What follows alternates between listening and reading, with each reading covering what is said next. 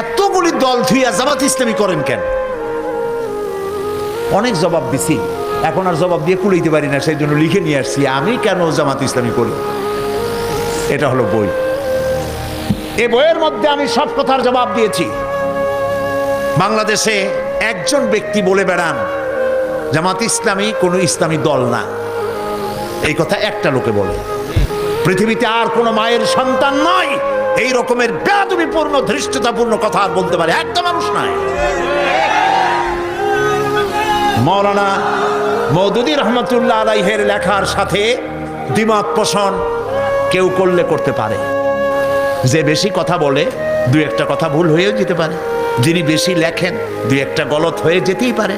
মাওলানা মওদুদী তিনি কোনো মাযহাবের ইমাম নন, তিনি কোনো ফকিহ নন, তিনি ইসলামিক মুফাক্কির ইসলাম মুজাদ্দিদ ছিলেন।